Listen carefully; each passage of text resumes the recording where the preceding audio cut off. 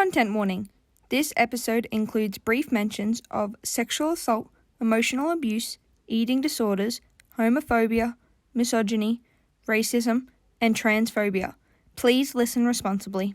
Hi, I'm Heidi. And I'm Victoria. Welcome to Aspies Etc. We talk about heavy stuff, Explore self-love, and share our experiences and stories. so we invite you to join our journey of learning and growing.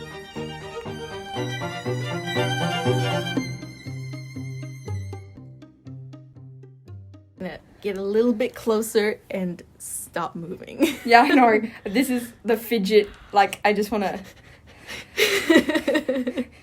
It's right. totally fine. We will manage it. I'm already swirling in my chair. I know. Oh my Okay. goodness.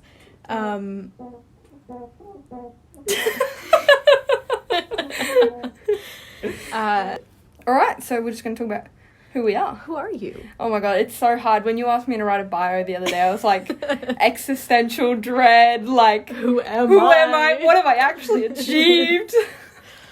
Yeah. So I guess our most common feature is Aspie and female. Yes. It's probably the only two things we share. And we're both queer. We are both queer, but in very different ways. Yes. Did you want to make a note that this is anonymous? Like, these aren't our real names? Oh, yeah, I think Okay. we'll let them know that we're anonymous. We're doing that because we want to talk about what we've gone through in life without Fear of repercussions. fear of repercussions from possible abuses in our life. But also, when you're anonymous, there's a level of just truth you can provide, you know? Yeah. You're not trying to protect the people. Like, if you're talking about what your friend did that hurt you, sometimes you're trying to protect them when you talk about it. Yeah. So we want it to be as raw as possible, and to do that, we're staying anonymous the whole time. Yeah, and also we both have jobs that we would like to keep. Yeah, we both have the 9-to-5 corporate, and we're already minorities in our workplace, so Like, let's not make it harder. Double than it is. minorities. Yeah. Even like triple minorities, if Yeah. you want to count Aspie. Although, I mean, there are a couple people. Look, STEM is a world filled with Aspies. Yeah. It is the land of our people. Indeed. But not a lot of queer women. No. And so I'd rather like to keep my job, so... Yeah, I didn't go to uni for several years to just... Yeah. Victoria is not my real name. No, Heidi's not my real name, but you can call us That's that. what we're gonna go with. Yeah, No. these are names that are close to our hearts that Yeah. we've picked for us. If we were to name ourselves. Back in the I day. would probably keep my real name. Really? I love my real I name. hated my real name. Really? Growing So up, nice. every month I wanted to change it. Oh. For a while, I thought I was non-binary because I just hated feminine names. But I think it might have been some internalized misogyny. Which I want to talk about at some point in the future. For sure. So, Who are you? all right, who are we? I'll start first. So I am Heidi. I am early 20s, born and bred Australian, unfortunately. I am white, I am bisexual, I have been diagnosed with Asperger's about 6 or 7 months ago, but obviously been going through that my whole life, just unknowingly. No, you just became Aspie. I caught it, I picked it up when I was, when I joined a STEM, I just picked up the autism. It's just, yeah.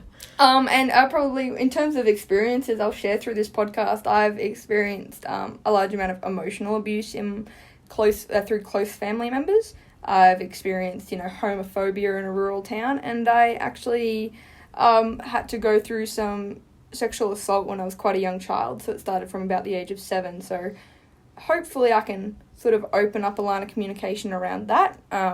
It's hard for people to talk about sexual assault when they were so young, and also mine was perpetrated by a woman, which is very different, and I feel like a lot of people out there, well, I did especially, never heard of that even being a thing. It took me, the sexual assault stopped when I was 11. It took me till 15 or 16 to even realise it was, because it was a woman. It just wasn't I didn't realise that. it wasn't discussed that, this was an issue. Oh, wow. Yeah, starting off with heavy. Yeah, why not? So who are you? Oh, who am I?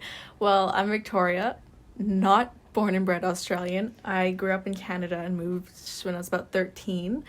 And then Heidi was one of the first people I met at school, so we've known each other for ages now. Early Like, 2010, no. Coming up 2009, 9 years? Yeah.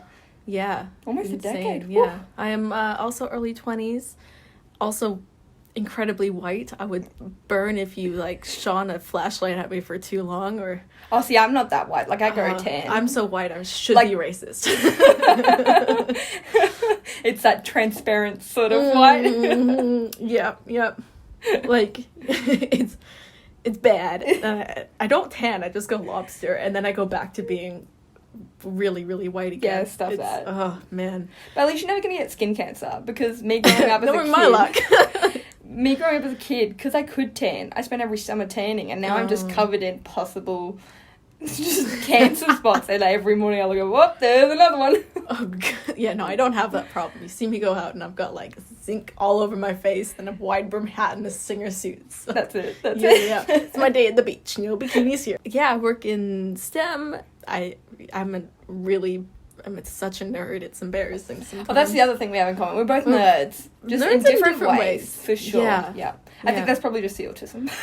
Maybe. Like, our ability to hyper-focus just makes us nerdy. I could probably recite every single one of the Lord of the Rings and Hobbit movies, like, verbatim. Oh, most movies I've seen I could recite. Whenever we say red flag, it's typically a sign that we should have been diagnosed with autism much earlier. So a red flag for me was when I was, like, 11 or 12 and I watched Pulp Fiction, which probably wasn't appropriate for my age. I still haven't seen But it. then I spent a month memorizing the Ezekiel passage in the movie so I could be as cool as Samuel Jackson, and I was like, Ezekiel 25:17, the path of the righteous man, and that red flag, big red flag. Yeah, love it. Oh, I'm also asexual, pan-romantic, and cis. Oh yeah, I'm cis too.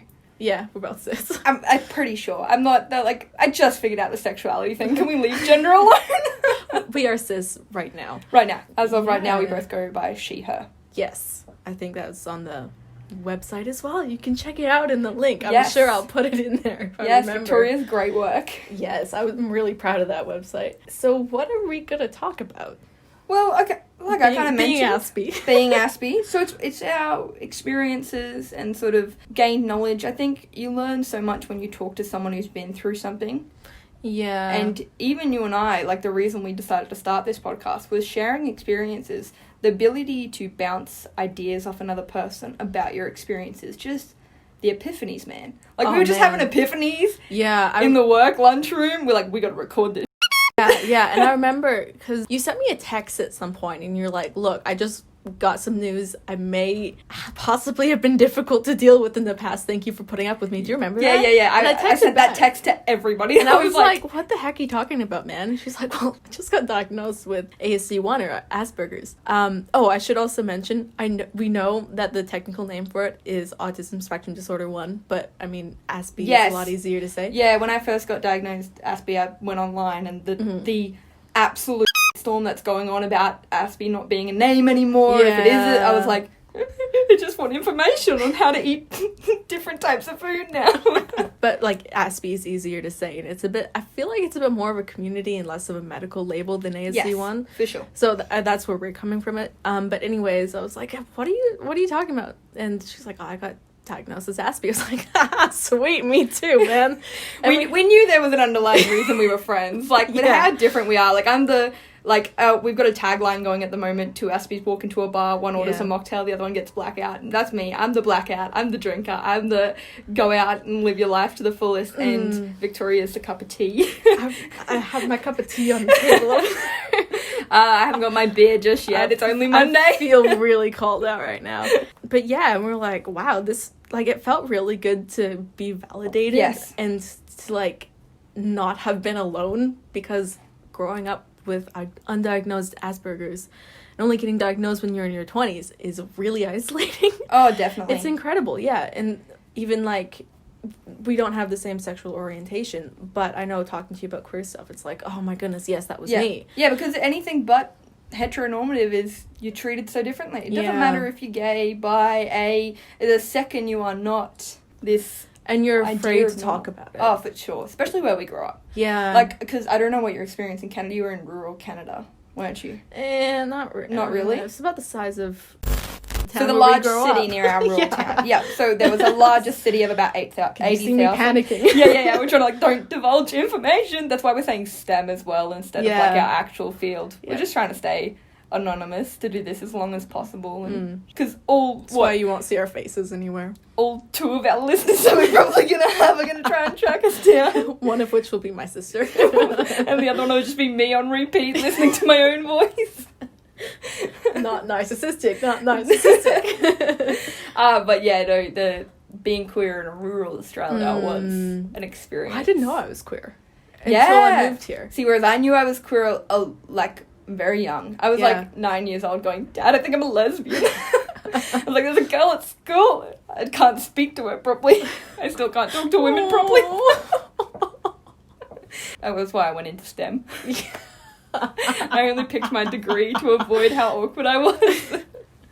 Oh man. But yeah, we want to talk about our experiences and sort of like we'll talk about some Yeah, topical and stuff there's- now and then. And because we're going to be getting into a lot of really traumatic stuff, like we've both gone through eating disorders Yeah, and body we've both got dysmorphia. mummy issues. Yep. I would go as far as parent issues. Yeah. Oh yeah, for sure. Yeah, and what else? Mental health issues. Yeah. I really want, I don't know how much you're interested in talking about this, but I really want to talk about faith and religion and stuff because that's been really integral to my journey, at least, because And how I kicked that to the bucket as Christmas. yeah, we are As soon as I could form a thought. very different that way. Again, we don't understand how we're friends. No, you are we shouldn't the be. Christian, asexual, tea-loving, book-reading. I cannot focus long enough to read a book. I am nowhere near religious. Yeah, but like I Blasphemy is my favorite pastime.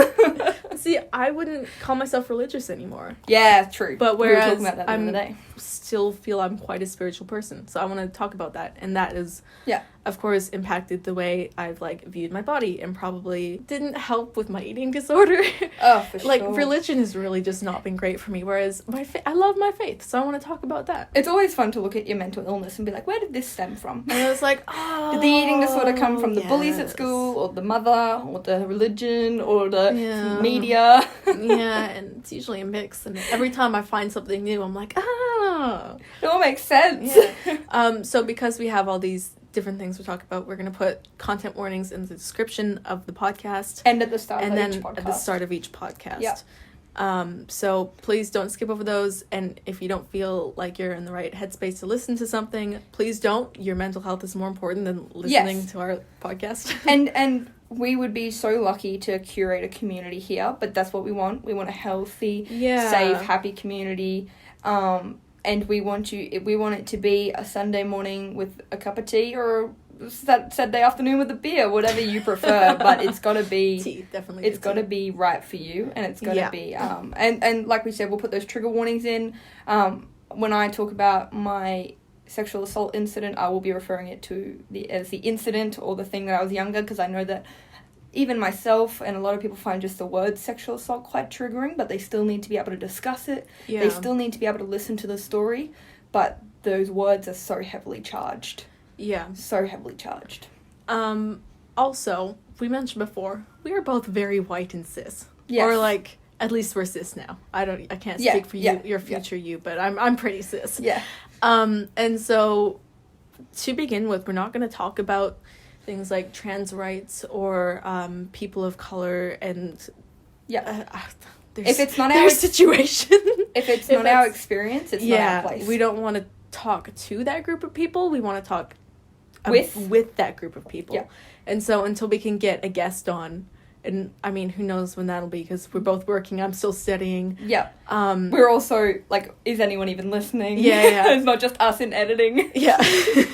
So until we find a guest that has those experiences, we're not gonna be talking, like, have an episode devoted to like Black Lives Matter or something. But if something topical is going on, we will plug any sort of we want to support charities those that are voices. going. Yeah, for sure. Yeah. Because we know what it's like to be unheard. We know what it's like to have to go through systemic stuff. Probably not to the level of Black Lives Matter. Oh, goodness, no. No way into the level of transphobia either. No. But the little bit we've gone through has been, for me, unbearable. I can't imagine. So yeah, and we'll especially plug it as much as we can. having people speak for you, I find is really incredibly like damaging and hurtful. So we don't want to do that. You know, and I think the perfect example is, and this is what we're trying to avoid being, is the mum of a kid with autism. Yes. When people speak to the mother and the mother speaks to the child, even when you get older, like I've seen people who have autism in like their late teens and their mother's still been like, oh, she's having a great time at school when she's they're standing right there. Yeah, and it's and like just let them speak. Perfectly capable of describing their own experience and their own lived in-body experience. You've just got to give them that platform. Yeah. So that's what we hope to do once we make friends. We have no friends. I have lots of white friends. I'm working on it. It's Australia. What do you expect? Like, oh, man. the places... I don't think I realised until this Black Lives Matter movement how segregated Australia is. It's terrible. It's shocking. Like, it's really shocking. It's really bad. And I didn't realise because I have a couple of token, like, POC friends. Yeah. Not that I was like, you know, I need to have one Asian friend. I'll go be friends with that Asian person, you know. But, I didn't realize just like, oh, I really, like, don't even come into contact with these BIPOC people because... I don't see them at work. I don't see them at... And, I think it's quite terrible. Like, the only reason I ever had sort of people of colour friends was in high school. They're the only ones that didn't bully me. Like, that's so deep, but... Like, it was all the girls from the Torres Strait Islands and communities out west, and they were always just so nice. And people don't tend to mind nice stereotypes. Yeah. But I don't want to stereotype, but these particular girls were so beautiful. I was going to say, they scared me, but to be fair, so did 90% of our grade. Look, they scared me less than the other people. So yeah, see, I was just really unnoticed. They just thought I was funny. So, look, anyone who laughs at my jokes is a win in my book. Yeah, because that's love it. I'm just trying to land jokes all the time. Maybe they were autistic as well. Maybe that's why they got me. Right. Love it. Let me see if I had anything else I wanted us to cover. Well, I want to talk about where we're currently struggling. So, and we kind of touched on that a little bit, but, like, obviously, white, cis, if we say something wrong, let us know, and we're going to try, like, legitimately try to be better, and this is something I'm doing in my own time, is learning about, like pronouns. I'm trying so hard to be better with pronouns. Yeah. But, like, I don't have any trans or non-binary friends. Yeah.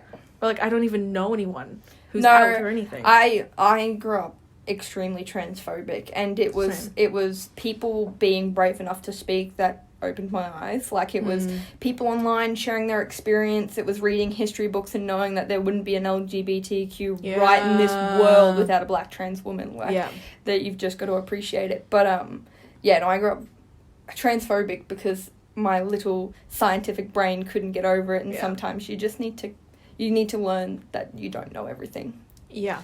And that's something I wanted to preface, is that when we talk about our experiences, it's all anecdotal. We are not experts. Yeah, and this isn't universal for everyone. If we talk about something that we have deemed linked to our mummy issues or bullying, or we don't want you to immediately think, oh my god, that happened to me, I'm going to end up like this.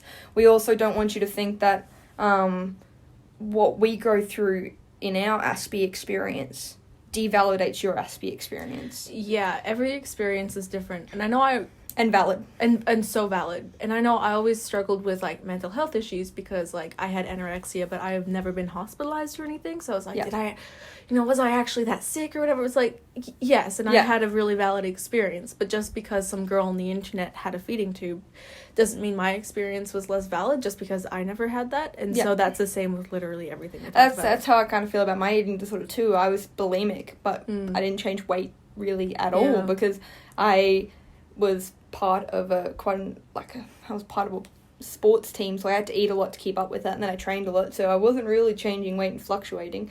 It was just that after school job eating 10,000 hot dogs and drinking milkshakes that I was dealing with. But yeah, I always feel like that wasn't a valid experience, but it definitely was, and we want everyone to think. Like, I know when I got diagnosed with Asperger's, the first thing I did online was, go Google it. How many of the symptoms do you check off? Yeah, and I was... One, you got to remember with Asperger's especially, it is a male researched disease. Yes. So if you experience not it differently... Disease. I would not call it a disease. A male researched disorder. Are we happy with that? Yeah, I would... yeah. It's a male researched field. Yep. And, if you go through something, especially if you're female, don't let Google dishearten you, because the first thing I thought when I got diagnosed was like, no, I don't. I go to nightclubs and I'm fine. And it turns out that it's much deeper than that. And I was actually stimming in a nightclub. I was just hiding it through dance. Hell yeah. And going back to that how I just corrected Heidi there, we're going to leave all of like our mistakes and stuff in because we want to talk about being open and honest about our learning experience. We don't want to portray an image of perfection. Yeah, because we're not perfect and we're still no learning. one is. So like Heidi just called autism a disease and I was like, actually, nope, stop. And we're like, okay, yeah, I made a mistake there. Moving forward. Yeah. And so, again, if we say anything, let us Sheltered know. or... Yeah, let us know and we'll correct it and learn from it because that's, For sure. we're here to be better people and to grow together. But and we're also here to show people together. that it's okay to be in the wrong. I think that is one of the biggest problems with the world today is people are so scared about being called racist rather than the implication of actually being racist. Yes. Or they are so scared of being called wrong than actually the fact that they could have hurt someone's feelings. They could have, like, people, it's almost a self-preservation thing. Yeah. So that's definitely something we want to show, we want to encourage. I can be very bad with the way that I word things and my intent is never hurtful. Yeah. But I'm it's just all coming from a place of ignorance. And we want to be better. Definitely. I just want to briefly mention like how the podcast started and where we are. Oh yeah, for sure. We're talking at work and we're like, oh man, I need to just vent about this thing in my life. No. You gotta be honest. How did it start? Like, what man do we need to complain about today? I think that's literally how it started. Yeah. It's like, Heidi, I'm done with men. Oh, for sure. And you don't even have to date them. No, goodness. I was just like, men are being stupid right now and I need to vent about it. And then we like started talking about all these different things. And Heidi had the great idea that we should turn it into a podcast and hopefully other people will find some use from it because I know I certainly love the free therapy. You've only just moved to my city in the last 2 months now. So we are doing the same degree. I have just graduated. Victoria's a year behind me because she wasn't a citizen. Yeah, it had to take a gap year, otherwise the government makes you pay an astronomical amount. But Immigrants. Bloody immigrants. Bloody Australian government. I'll tell you which one I'd put on a boat between an immigrant and ScoMo. Oh, for sure. You're not wrong. Just be like, ScoMo, it's Hawaii, we promise. So we're doing the same degree. I've just graduated, so Victoria's a year behind me, but we work for the same company. The universe aligned. The universe wanted us to start this podcast. It put us in the same place. It gave us the same trauma. And it said, here, create something. Yeah, so we are in Heidi's spare room / sewing room / study / It's my chaos center. Your chaos center. Yeah. We have duct taped, what even is that? It's my keyboard cover. To the closet mirror to avoid echoes. And we're recording on Heidi's phone. Yeah, look, our setup is very minimalistic, so if you can hear a fan or a squeak of a chair, no complaints, alright? We're doing this on a budget. Yeah, and the fan is because we live in Australia, and it's October at the time of recording this. Yeah, it's just hitting the heat season. Summer. Yeah. So I digress. I digress. I think we're done. Yeah. Oh, I think we can't wait to start on this we insane really journey. Why are we doing this? Who knows? Look, even if it's for our own benefit. Yeah, I mean, free therapy, man. Free therapy. I am all for free therapy. I will, lure people into giving me therapy. I'll be like, you want me to buy you a coffee? And then next minute they're dealing with some deep-seated trauma. We should probably not do that. It's my personality. I've got nothing else much oversharing. No, so if you are listening, we are extremely grateful that you decided to give us a chance. Give us a like on Twitter and Instagram. Yep, we'll have all the handles wherever we... Look, we're not quite sure how to do this yet, but if we're working on it. Put descriptions in, we'll put, our handles and just come join our little community. I think we were talking about we want to do sort of a segment at the end of each podcast, achievement moment. Yeah, and we want to share about that. our like positive achievement for the week. It can just be, hey, I refrained from doing this thing that I'm addicted to. Yeah. Or I... Because even small achievements are still achievements. And it's very important to recognize that and celebrate it. And, like, I don't want any judgment when my achievement for the week is I cleaned my teeth every day this week, okay? Nah, hell yeah, I love it. No, we definitely, we want a place to celebrate. So comment your achievements and we'll try and share them in the next sort of episode. Yeah, definitely. All right, that's bye from us. Thanks for listening. See ya. Bye.